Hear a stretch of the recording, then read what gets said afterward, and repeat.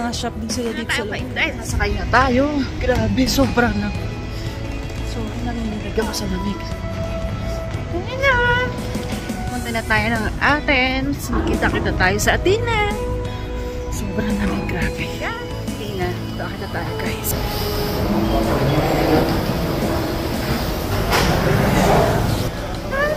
Punta na tayo na. Hello.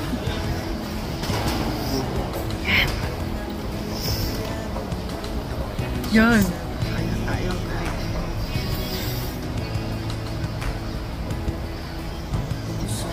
Ay, grabe. Sobrang lamig mga kainday.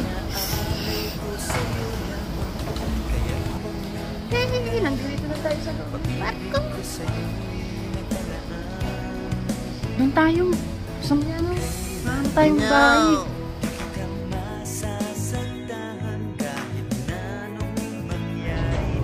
Sa taas tayo mga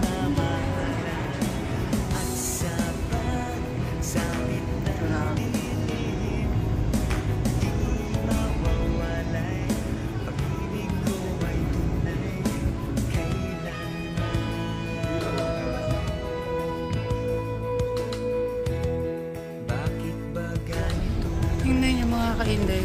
Gaganda ng mga nakapuntahan.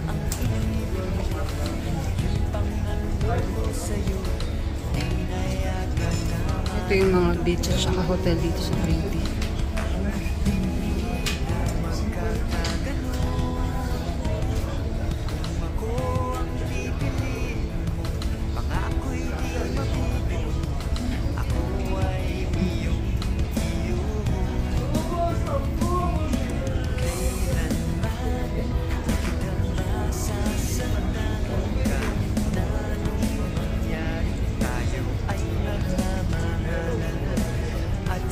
Makikita niyo siya kung i-search niyo siya sa Google.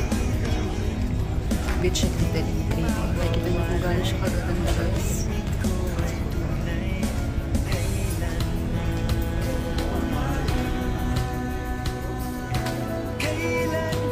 Yan, may mga shop din sila dito sa loob.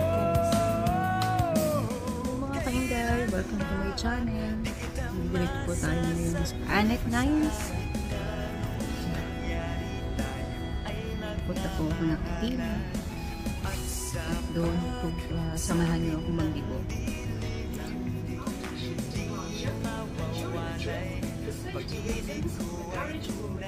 Magantay pa kami na kami sa barko.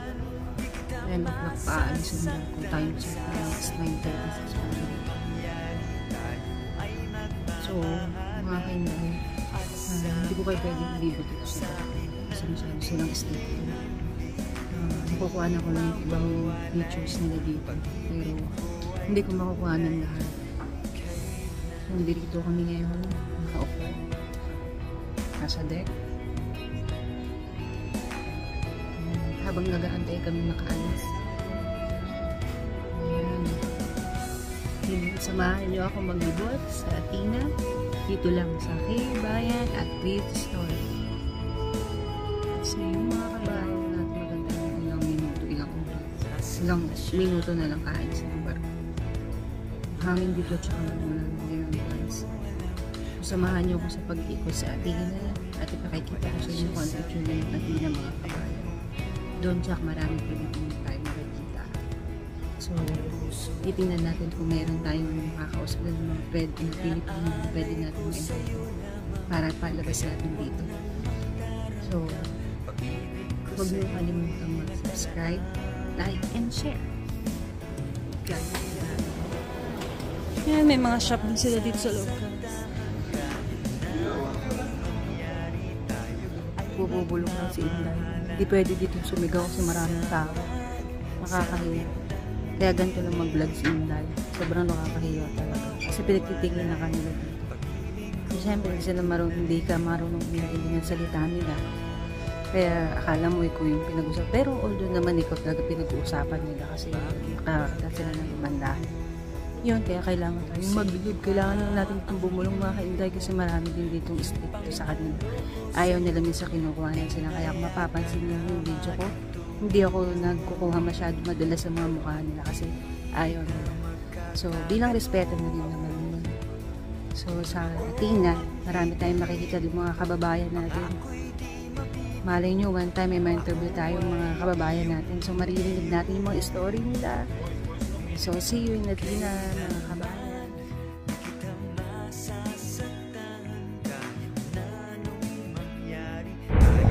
Ayan na nga mga kabayan. So, aalis na kami. Hindi, nagre-ready pa lang pala. Masyado lang ako excited. Ayan. Time check.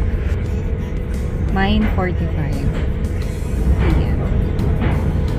Ayan. Bali, ang biyahe namin is nasa 9 hours to 8 hours. So, makakarating kami ng Athena na mga 6 o'clock, 7. Narinig nyo na yun. Siguro hinihila na nila yung angkla, guys.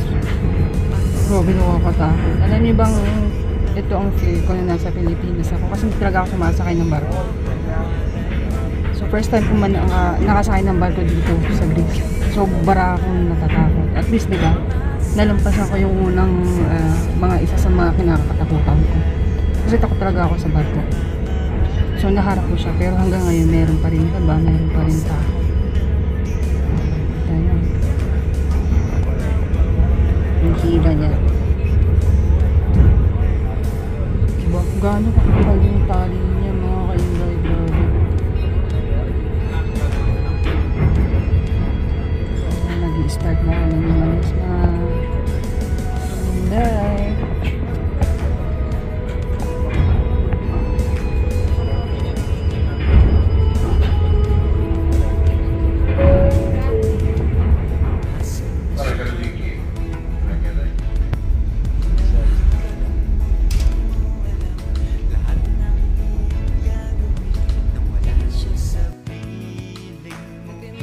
Pictures nila dito. Ang ganda ng restaurant ko. Sa loob ng barko.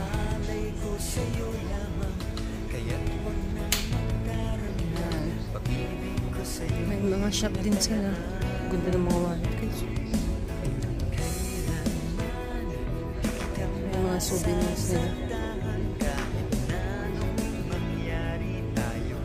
Timberland.